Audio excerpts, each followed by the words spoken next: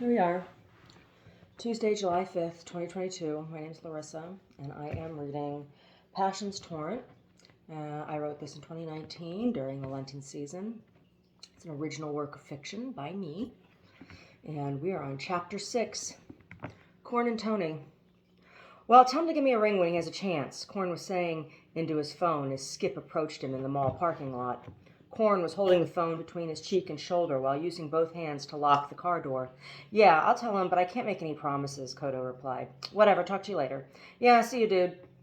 Corn stuffed the phone into his pocket and looked up in time to see Skip pull something out of his pocket.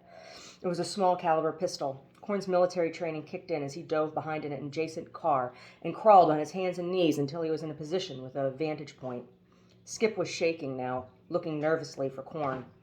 Corn could see where the bullet struck the side of his beloved car. Now he was angry.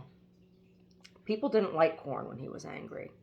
Corn didn't like being angry. He had spent a long time working on his anger. Skip turned down the next row of cars, searching for Corn. The gun shook in his hand. Crouched down, Corn circled behind him and snuck up quietly. In a swift movement, he wrapped one strong arm around the stringy youth's neck. With the other arm, he freed the gun from his hand and threw it on the ground, clear of their feet. It landed under a charcoal-colored BMW S-Series. Corn tightened his grip. Skip struggled for a second, then passed out. Corn used zip ties sticking out of Skip's pants pocket to secure his ankles together and his hands behind his back. Then he reached for his phone. It had been one heck of a day so far. Tony was going to be mad. He was late. Now there was this. Corn dialed 911. 911, state the nature of the emergency. A kid just tried to shoot me. Is he still there? Does he still have a gun? Yeah, he's still here, but I'm a vet. I subdued him. Where's the weapon? Under a car. What's your name? Where are you? Gordon Johns. I'm in the parking lot of the Shady Hill Mall. Is the suspect mobile? Is there injury? No, he's not mobile. He's unconscious and zip-tied. He's one of the mall security staff. A squad car is on its way. Please wait for them. Yes, ma'am. Corn hung up and dialed Tony. It barely rang once. Well, where the fuck are you? Baby, not now. I'm in the parking lot. Skip just tried to shoot me. What? Why, that little piece of shit. He's been harassing me all day. Are you okay? Yeah, baby. I'm just waiting for the cops now. Got him zip-tied like a pig. Come on out when you're ready. Okay. Corn hung up the phone and leaned up against the BMW, waiting for the police to arrive. Skip started to wake up. He was face down on the asphalt. A pile of discarded cigarette butts from someone emptying an ashtray was a few inches from his mouth. He started to rock from side to side, trying to free himself. Do yourself a favor and just stay still. The cops are on their way. Fuck you, man. Fuck you and fuck your fat cunt wife. Corn stepped so he was towering above the kid. Skip spat out a tooth and a little blood trickled over his bottom lip and onto the asphalt. He spat blood onto Corn's boot. Corn lifted his foot and placed it firmly on Skip's neck. Just do yourself a favor and shut up. I'm pressing charges. For what? Not hitting me when you shot? Corn laughed. Tony came running through the parking lot. Her purse flapped against her widespread hips and ass. Corn, baby! Corn turned in time to catch his wife in an embrace. She kissed him all over his face and hands, then turned to Skip, who now had worked himself into a seated position. She lifted her purse above her head, threatening to strike the kid with it. You little piece of shit! Corn touched Tony's wrist and guided her arm back to her side. Baby, it's not worth it, he said. Tony walked over to the MG and touched the hole, the still hot bullet hole. She licked her finger. Baby, your car. It's okay. It can be repaired. Lives cannot be replaced. We're safe. Oh, I can't believe he did this. He's just mad because I told him to shut his face earlier. He called you pig feed. Tony began to sob as the police pulled into the parking lot. It took a little over an hour to get everyone's statement. The mall security manager, Telly, waddled out shortly after the police arrived and let them know there was camera footage of the entire incident, including the morning interaction. Skip really was a stupid kid. He'd been the one who had helped Telly install the new cameras when the pay-to-park kiosks were being installed. One of the officers retrieved the Colt Mustang from under the BMW using a golf club he produced from the squad car. As Skip was stuffed into the back seat of the car, Corn and Tony turned toward the MG. Corn opened the door for Tony. The bullet was lodged in the door, but it hadn't penetrated the interior wall. Corn was surprised. The body was pretty lightweight, after all. Tony's makeup was smeared all over her cheeks from crying and sweating. Corn was feeling pretty spent. "So, what you feel like for dinner, babe?" he asked as he put the car in reverse and backed out of the parking spot. "I can't believe you're so calm. He shot at you." "Aw, you know that's nothing." But they both knew that wasn't true. Tony knew there was a good chance Corn would have flashbacks or crazy dreams now.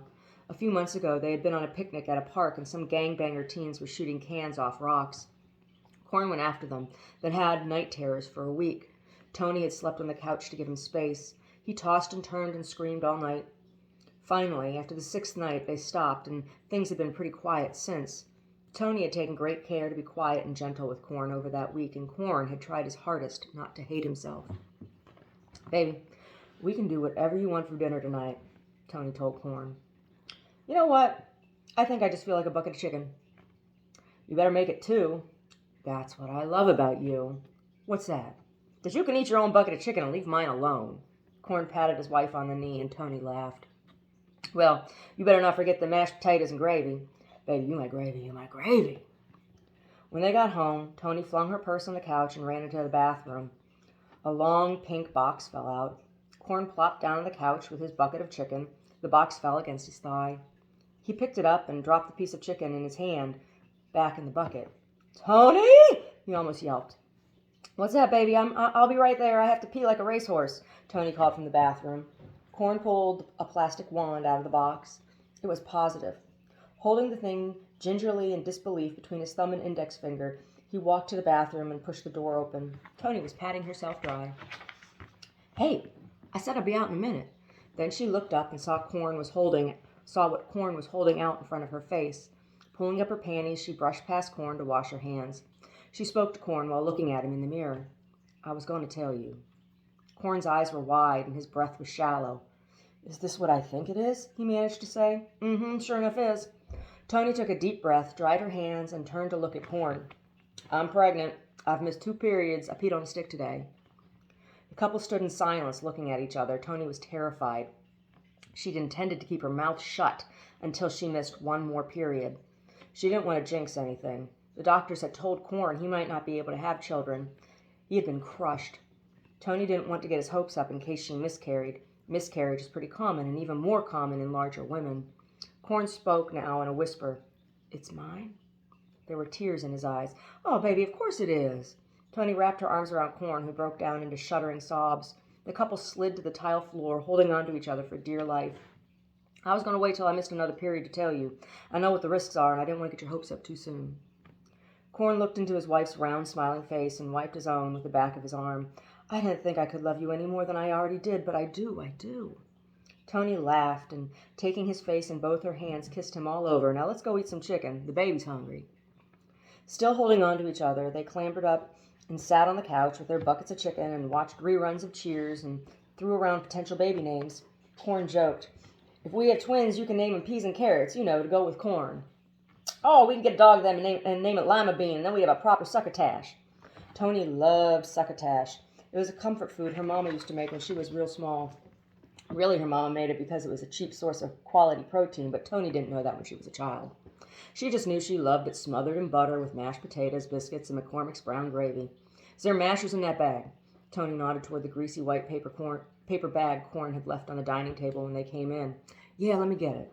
Corn disappeared into the kitchen and emerged with 2 spoons.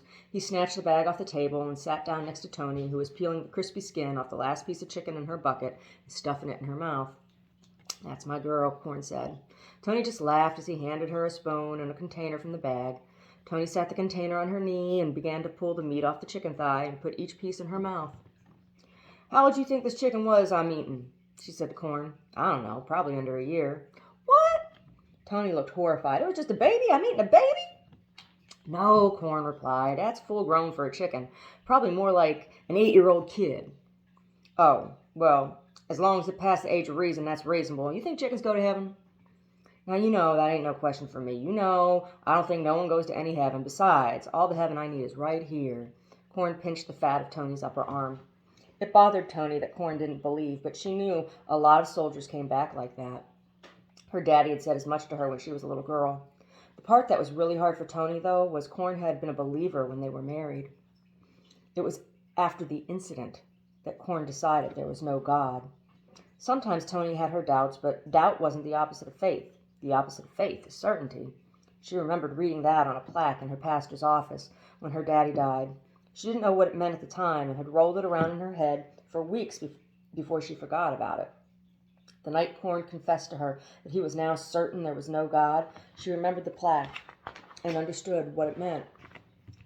It was one of the worst arguments Corn and Tony had ever had. Tony cried hot, angry tears, and Corn had stormed out of the house and was gone overnight.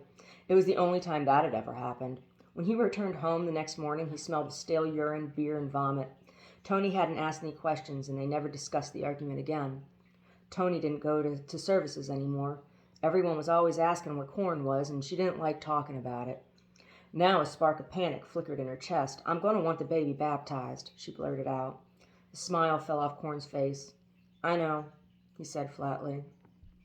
"I'm going to want to take the baby to church." Tony sunk her spoon into the container of mashed potato. "I don't know, Tony." Corn rarely called Tony by her proper name. She was a little surprised. It sounded strange coming out of his mouth now, almost as strange as when he had first told her he didn't believe in God anymore. "What do you mean you don't know, Gordon?" Corn's Christian name felt strange in her mouth and even stranger in her ear. It hung in the space between them like a hovering wasp. Corn's jaw tightened. "I mean, I don't know if I can deal with that, Tony." Tony felt like the room was spinning, like the bottom had fallen out of her stomach, like she might shit her pants or vomit or crawl out of her skin and claw through the wall behind Corn's back. Corn considered the expression on Tony's face for a moment, then got up silently and walked out the front door. Tony panicked. Her heart began to pound in her throat. Tears began rolling in streams down her cheeks. Her entire body heaved and shook. Finally, she fell asleep on the couch, exhausted from the day. When Tony woke up, the sun was shining, and the greasy chicken bucket smelled overpoweringly rancid to her. She got up and ran to the bathroom and vomited. She hadn't experienced any morning sickness up until this point, and she wasn't sure that's what the problem was. The digital clock on the bathroom wall flashed 10:15. Normally, this would have made her smile and laugh to herself, but this time, it just made her cry again. Where was Corn? And shit! She was never going to make it to work on time. Tony washed her face and brushed her teeth and dialed her boss, Mrs. Wang. "Arro, Mrs. Wang." Tony was trying not to sound upset. "Torny, that you?" "Yes, Mrs. Wang. I'm sorry, I can't make it today. I am not well." "Torny, it okay. Take today and call me tomorrow, okay?" Mrs. Wang was a very sweet woman. No doubt she had heard about what had happened in the parking lot the day before. Tony had found the job posting on Craigslist. She had gone on a few interviews and was offered 2 other jobs. She hadn't really been interested in working in a shopping mall, but Mrs. Wang had been so sweet when she met with her, she couldn't say no. Her mama had taught her the value of liking your coworkers above and beyond holding any position of status. "Thank you, Mrs. Wang. I'll call you tomorrow morning." "Torny?" "Yes." "They fire our security staff today. Telly looking for new team." "Oh, okay. That's probably a good thing for everyone. Yes, maybe your husband apply?" "Oh, no, I don't think he'd do that. He has lots of work right now, but thanks. Talk to you tomorrow." "Okay, bye-bye, Tony." "Bye." Tony hung up the phone, scanned what had until last night been her and Corn's paradise. Now everything looked different, and there was no evidence Corn had come home last night.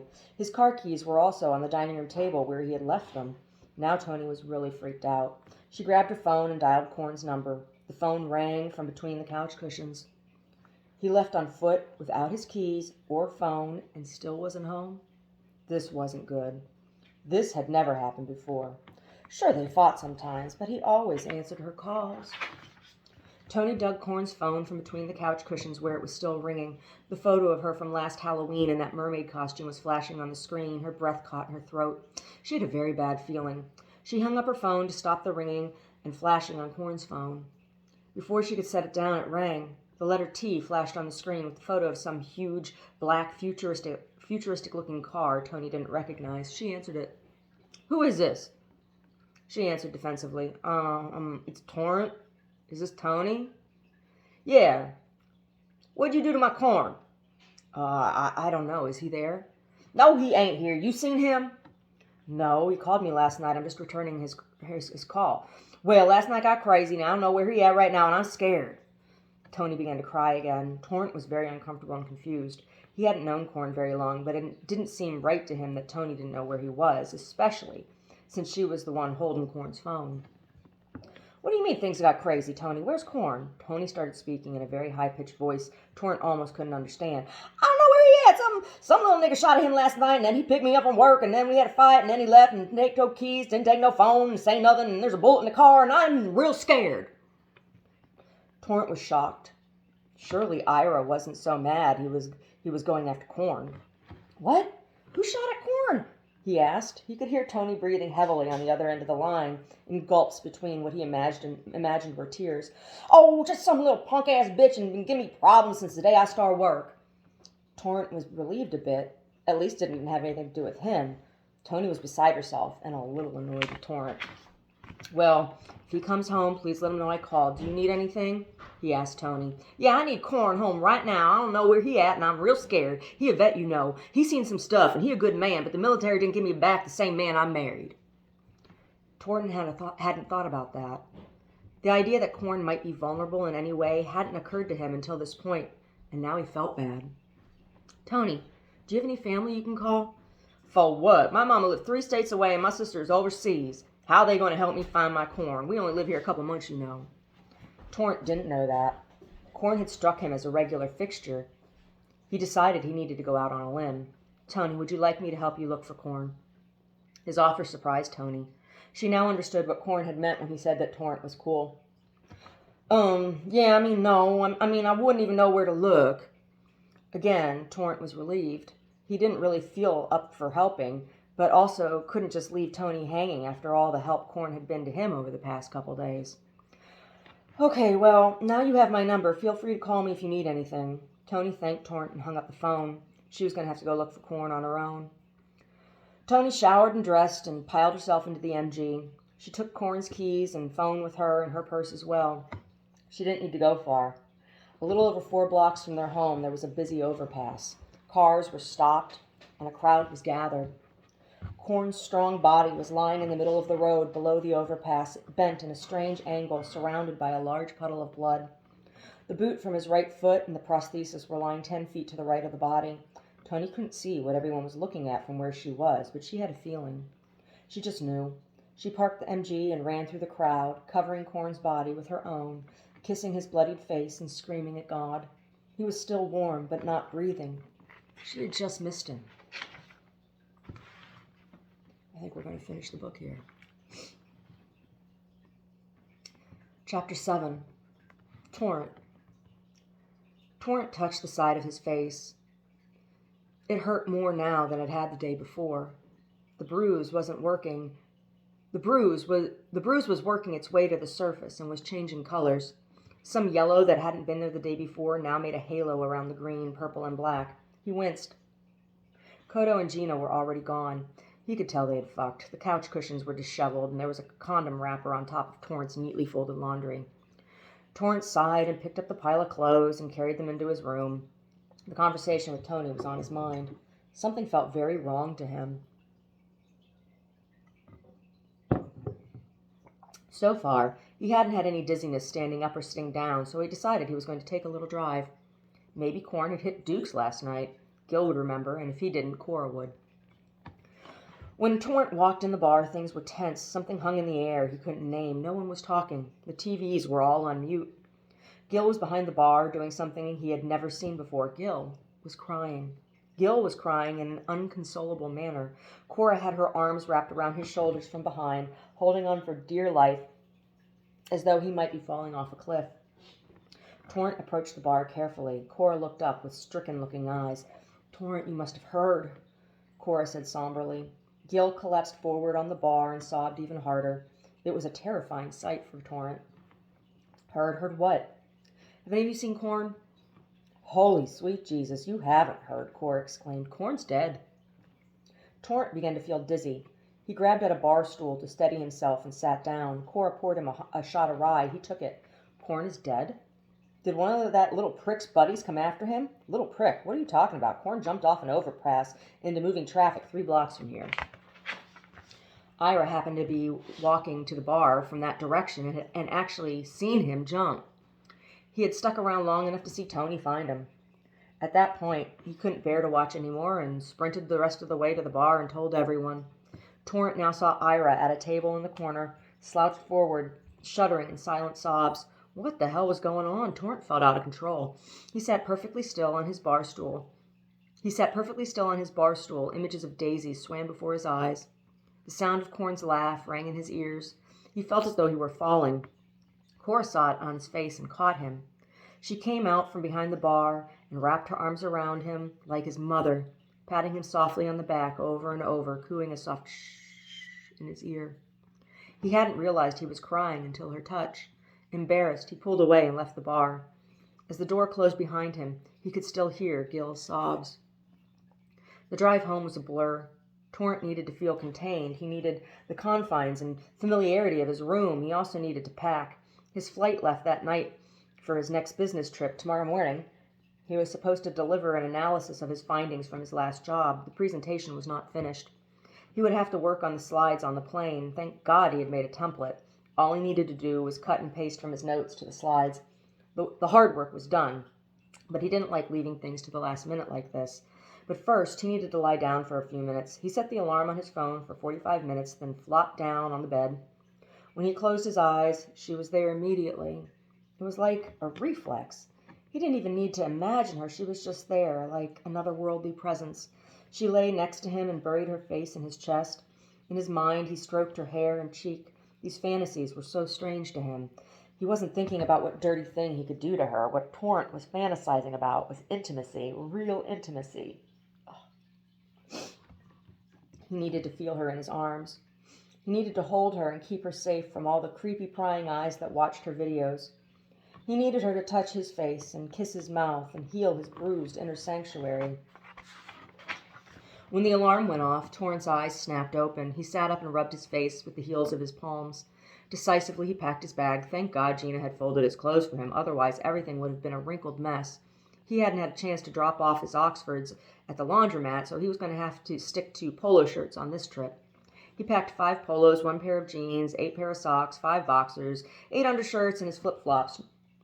Normally, he would have taken a set of clothes for the gym, but he knew the concussion was still an issue and didn't want to tempt fate any more than he already seemed to have done. He washed his face and brushed his teeth and stuffed his toiletries into his bag. He threw on his blazer, shoved his feet into his Doc Martens, and grabbed his messenger bag with his laptop.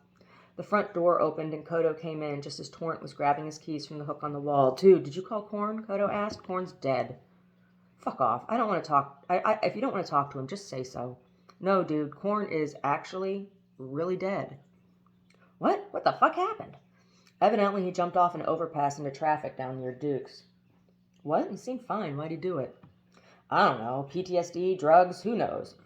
I only just met the guy. Look, if you find out anything, text me, but I gotta run. I have a plane to catch." "Okay, but when are you coming home?" 5 days, so what's that, Saturday?" "Mom's worried about you, man." "Mom worries too much." "No, she told me she's afraid to tell Dad something you said. She wouldn't even tell me. What'd you say?" Koda was arriving home from an early dinner with their mother at the harbor, and Betty had asked a lot of strange questions. Kodo had decided it wasn't the time to tell her about the ring in his pocket that he had bought for Gina. He was going to give it to her later when he picked her up from work. Raoul was keeping everyone late for a staff meeting, or rather, that's what Raoul had told everyone. Really, Raoul was giving Kodo and Gina an audience for their big news. Betty was going to be mad when she found out he hadn't shown her the ring first, but he didn't care. "Nothing, just text me if you hear anything from Tony," Torrent replied. "Tony?" "Yeah, it's Corn's wife, Tony. Or if you decide to call her. I'd like to attend services if I can." "How do I call Tony?" Kodo asked. "Just call Corn's phone. She'll answer. See you in a couple." Torrent walked out the door, leaving Kodo in a state of utter confusion. The flight was uneventful. Torrent smashed his bag into the overhead and slid his messenger bag under the seat. The seat next to him was empty, so it was easy to finish his presentation. There was no one trying to talk to him, and the flight attendant got the message when he asked to not be disturbed. The only unusual event of the flight was they had to circle the airport a few times before they could land. It was raining. The city was engulfed in an unseasonal microclimate storm. The rain was falling in sheets, and there was thunder and lightning. Shit! Torrent hated driving in the rain. Walking through the terminal, Torrent spotted a vendor with umbrellas. Unfortunately, they were picked over, and he was forced to buy a clear umbrella covered in hearts and rainbows. They were all out of utilitarian blue or black. But Torrent didn't like getting wet. He didn't even like to swim. Going to the beach was okay, but he much preferred to stay on the sand. When he got to the rental car desk, there was more bad news. They had no record of his reservation and were all out of economy vehicles. All they had left were 2 Ford Mustangs, red or white. White would be less conspicuous, he thought, so white it was. Torrent had to fight with the clerk for over 30 minutes before they agreed to give him the car for the price of the economy reservation. The manager came out. Once Torrent produced an automatically generated email from the company on his phone and a list of all the business he had given the company over the past 12 months. It's not that he didn't have the money to spend on the flashier rental. It's just that in his line of work, he needed to be as inconspicuous as possible. You had to be good at blending to be able to listen. He liked to imagine himself as a houseplant when in the field. It helped him get in the zone. "But I made this reservation 4 days ago," he argued with the manager. "Look, here's the confirmation email, and for the record, I'm a high-volume customer. That has to count for something." The manager was unable to refute the evidence and gave Torrent the car at the discounted price. Driving the thing in the rain was going to be a beast, but hopefully, since it was a rental, it wouldn't be all souped up.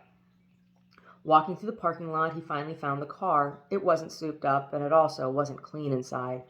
Torrent tossed his bags in the passenger seat and sat down behind the wheel. The smell of rancid baby formula filled his nose, making him gag. Gross. Looking over his shoulder into the back seat, he saw some stains. Ugh! He marked the issues on the rental form and headed over to the parking lot kiosk. He wanted to be sure he wouldn't be charged for the cleaning, and he wanted an air freshener. A board attendant made a couple notes and handed him a pine-scented, tree-shaped air freshener. Well, it was better than nothing. The perfume shop was just a couple blocks away from his client's headquarters, which was also on the way to his hotel. He could drive by. It was late, and nothing was going to be open, but it would be a comfort just to see where Daisy had been sitting in her last video. It was odd. Daisy usually posted a new video every couple days, but there hadn't been any new videos since the perfume shop. Torrent was craving news of his Daisy. No, Torrent was craving Daisy. He slowed the car as he passed by the perfume shop. There was a bench. It was empty. She had actually been sitting right there. He wanted to park and press his hand to the bench, but there was no place to park, and besides, he was tired. As he continued down the street towards his hotel, he passed a strange makeshift shrine of some sort. There were vases full of daisies drooping under the weight of the rain. There were tall Spanish candles and a cross with a wreath of roses. Only one of the candles remained lit. It was protected under the eave of the building behind the shrine. A photo of someone was in the center of the wreath, but it had only been a printout and not an actual photo, and the rain had rendered the image completely indiscernible. Whatever had happened must have been bad. There were chunks of the curb missing and boarded-up windows, and a tree was snapped in half. Torrent didn't like the sight of daisies in the rain. They looked so sad. The hotel was only 2 blocks away. Maybe tomorrow, after the meeting, he would walk from the hotel to the perfume shop. It was around 12.5 blocks, a good jaunt, but not too far. It would be good exercise. It would make up for the time he had been away from the gym. It wouldn't make up for the time he'd been away from the gym, but it would be better than nothing. Hopefully the rain would let up by morning. When Torrent finally opened the door to his hotel room, he was exhausted. He pulled a bottle of water out of the room's mini-fridge, washed his face and hands and feet, and crawled into bed in his boxers and undershirt. On the nightstand, there was an outlet. His phone was almost dead. He plugged it in and checked his text messages. There was one from Kodo. "Talk to Tony. Viewing is on Saturday. Funeral is Sunday at an Adventist church in Iowa. If you want to go, I'll meet you there. Asked Gina to marry me. She said yes." Holy shit, Kodo was getting married. That asshole hadn't even told him he had gotten a ring. Their mother was going to be happy. Heck, everyone was going to be happy. Torrent sighed heavily. He had thought about asking Cora. He had even bought a ring. It was in its box in the back of his sock drawer. It had been in his pocket the night he took her to Duke's. He was going to make the grand gesture in front of all the men. That night hadn't gone the way he had hoped. He set an alarm for 6 a.m. and rolled over and went to sleep almost immediately, where Daisy met him in a dream. She was standing on a cliff overlooking a wide canyon of some sort. The sky was a fierce blue behind her, and a hot orange sun hung low, casting long shadows. Her hair was loose and blowing around her face, and she was dressed in a simple white gown. Her skin almost glowed. Her eyes sparkled like emeralds. Sager stood on her left, and Corn on her right, in suits of natural linen. All three smiled at him, and Daisy opened her arms. He ran to her and took her in his arms familiarly, as if he had done it 1,000 times before, naturally.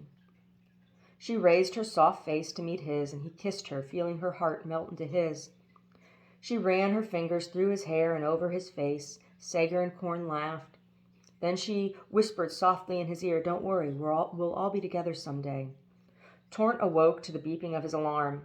It was still raining. Damn, so much for walking. The room smelled of dried roses, and he felt a profound sadness. He picked up his phone, turned the alarm off, and texted Kodo back. "Congratulations, send me the info, I'll meet you in Iowa." Breakfast was mundane continental fare. Torrent chose a cup of coffee and a banana.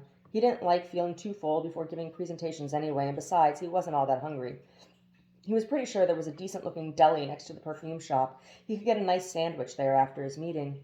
He was just about to turn the key in the ignition when his phone rang. It was his mother. He hesitated for a moment, then decided to answer it. "Tori?" Torrent hated when she called him Tori. "Yeah, Mom." "Tori, are you okay? Where are you?" "I don't have long to talk, Mom. I'm about to leave for a meeting with a client." "You're not going to look for that woman, are you? You're not going to go look for Daisy?" "Mom, I have a meeting with a client, and then I'm going to have lunch. Stop worrying about me." "Tori, a mother never stops worrying about her children." Oh, gosh. I don't know. Something in the air might make my nose itch today.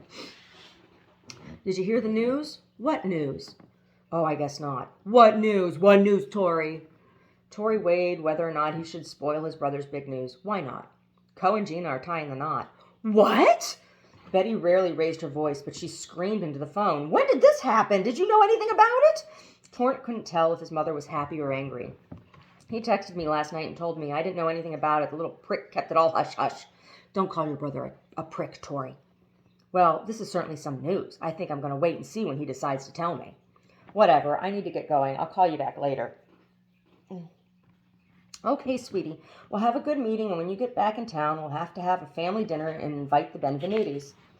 "Are you sure you want to do that, Mom? You know there's like a million of them." "Oh, stop it. They're just fine, and we don't need to invite all her siblings, just all of us, Gina and her folks." "Good luck with that. You know how Italians can be." "Oh, and what, sweetie?"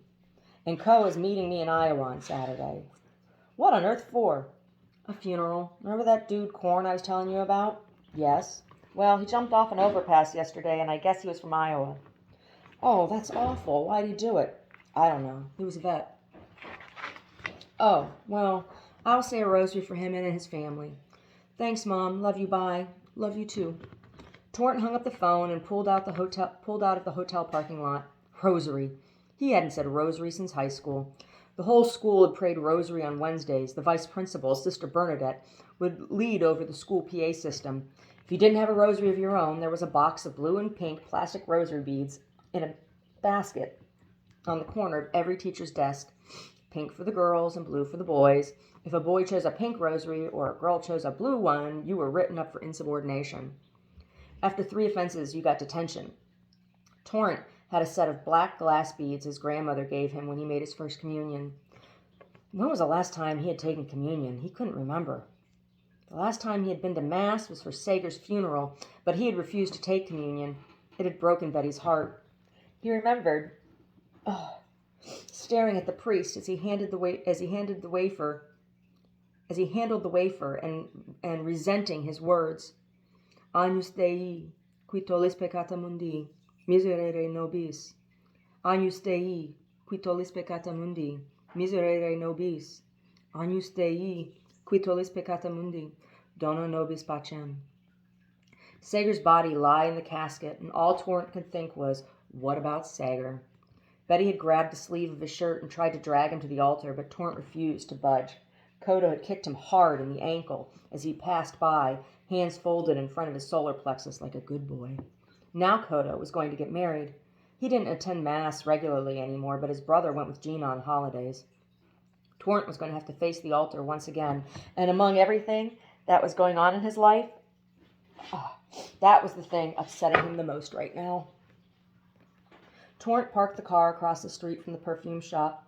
He was very lucky. It was a busy part of town. The presentation went well.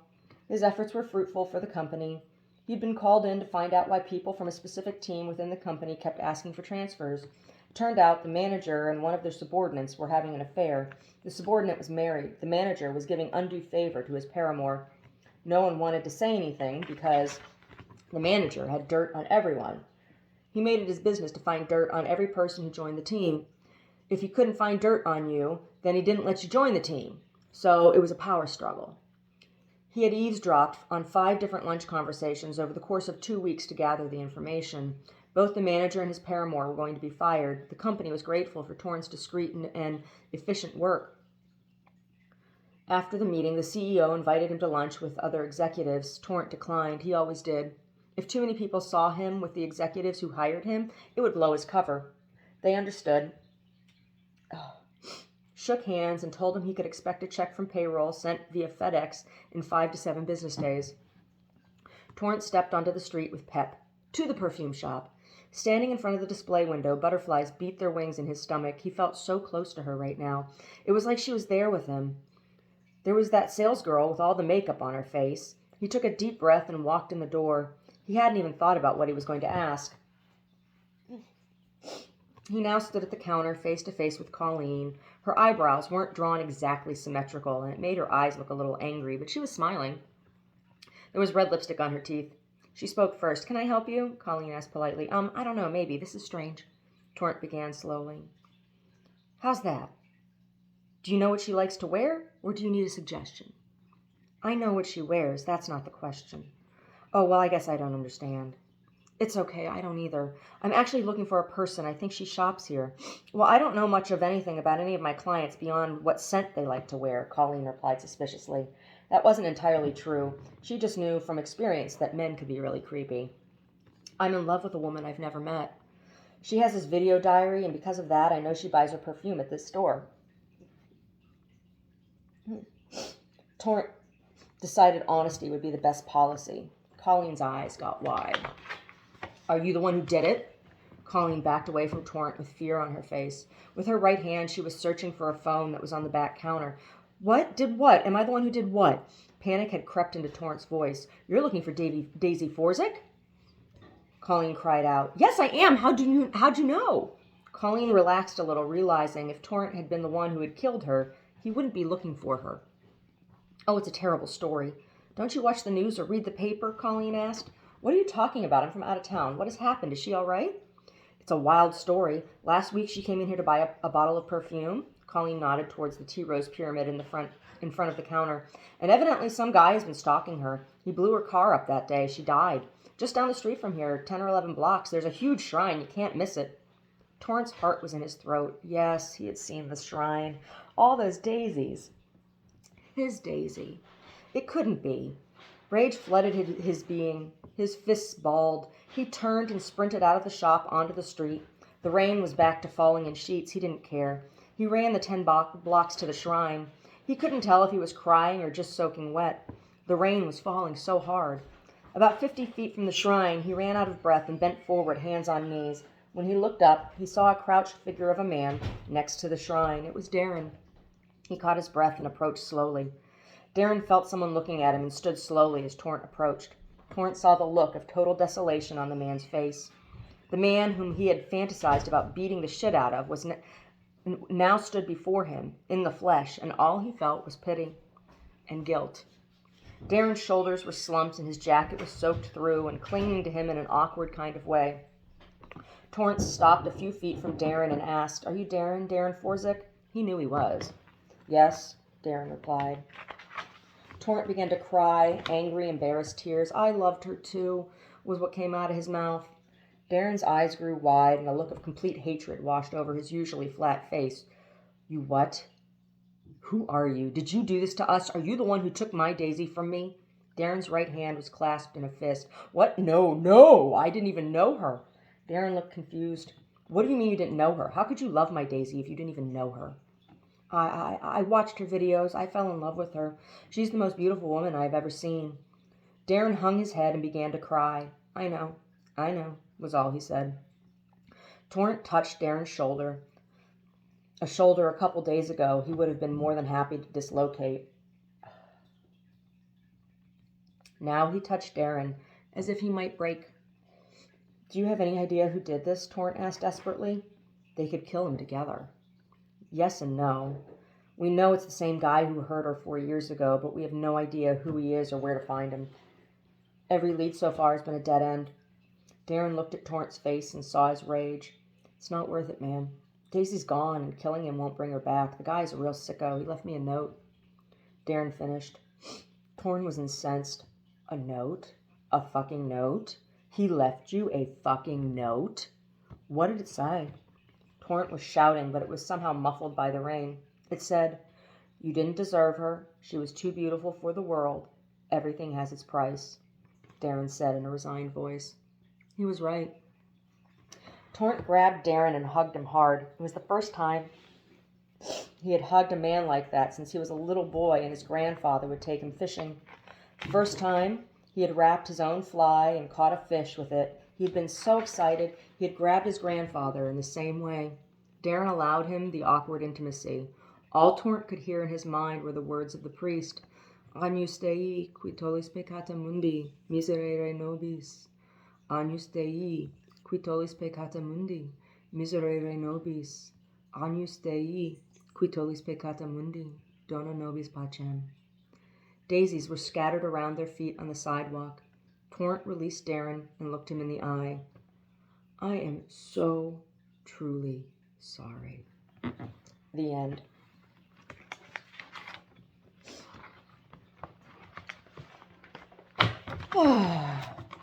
So, Corn dies, Daisy dies, Sayre dies. Right? So what's the book about? It's about a few things. Number one, it's about what does it mean to be a man?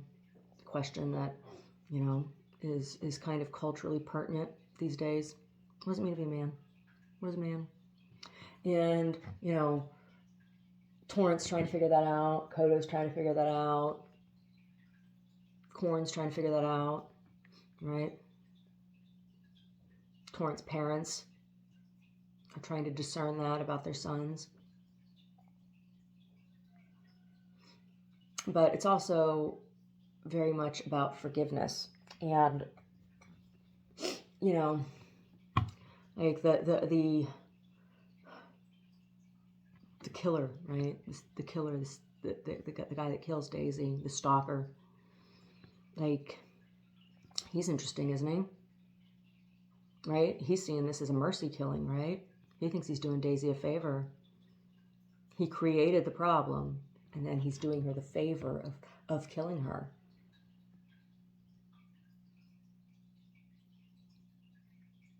It's crazy, twisted kind of thinking that abusive men have, right? And that also falls into the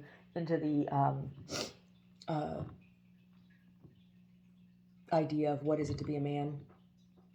I think in the end, though, the biggest man is the man who is able to forgive or ask for forgiveness, and that's what the story is about.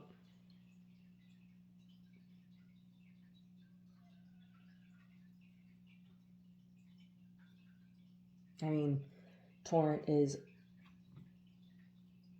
very legitimately and sincerely asking for Darren's forgiveness. Right? Big commandment, right? Thou shalt not covet thy neighbor's wife. That's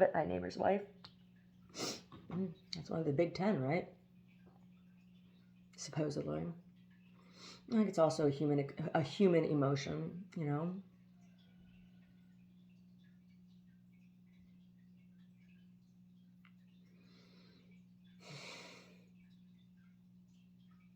It's a sad story. It is. It's a sad story. Deals with all kinds of things. The character of Corn, his name, and his character are quite layered. Last time I was talking about some of the characters' names, and I didn't talk about Corn. So Corn, being from Iowa, and what his family background is, Ethanol is a character in this. And the fact that he's a veteran he's an Iraqi conflict veteran. So gasoline, ethanol, all of these things are a character and part of his character in the story, in the larger story, right? The context of the Americanness of this story. And this book is different than all of the other books in that I never name the places where they are, other than to say that corn is from Iowa. That's the only time anything is mentioned. Now, in my mind, as the author, Toni is from Alabama, was born in Alabama, and that's where her family is from Alabama. But you never really know for sure, like, are they in the Midwest? Are they on the West Coast? Are they down south? Where they could be anywhere. There's a continuity of American culture in the story, and I never really go into detail about architecture, right? Because talking about architecture is one way of identifying a location in the United States or anywhere else. So that was very conscious. I wanted in this, when I was writing this novel, I wanted anyone in America to be able to put themselves in the position in the shoes of any of these characters at any one time, and feel connection to them. And then, of course, there's a lot of reference to my faith of origin, Catholicism, both with the relationship that Torrent has with his older brother and his older brother's death, and in going to mass, and Corn's relationship with God, after his experience of war and walking away from belief, and he's Seventh-day Adventist, and there's the whole scene where Corn looks like he's sleeping, right? His strong body just looks like he's sleeping. It's also a reference to Seventh-day Adventist belief of death being only a sleeping, right, until the time of rapture. So there were a lot of very conscious choices that I made in symbolism in this, and it was a cathartic process.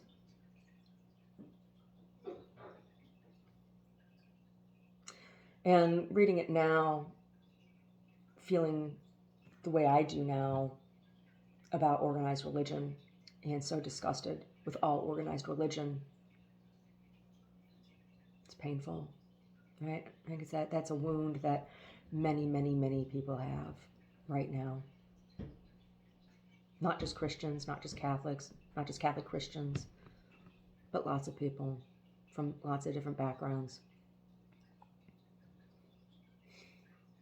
It's a coercive force. And I think humanity on this planet is reaching its capacity for being able to tolerate coercive force. Oh, something in the air. Something in the air making my face itch. Anyway, I hope you enjoyed the novel. I haven't decided whether I'm going to read my cookbook or not. I might. It really is a textbook, though. Like, there's no way for me to read all of the cross references and the annotation and stuff that's in it, or the index and things like that. It's a little more than just a book, and it's not a novel. Though there are stories in it, it's more autobiographical. The cookbook is somewhat autobiographical, but it's also, like I said, anthropological. It's a history. It's also taking into consideration history and anthropology. So it's a little different kind of thing altogether. It's not a novel. But anyway, have a good day.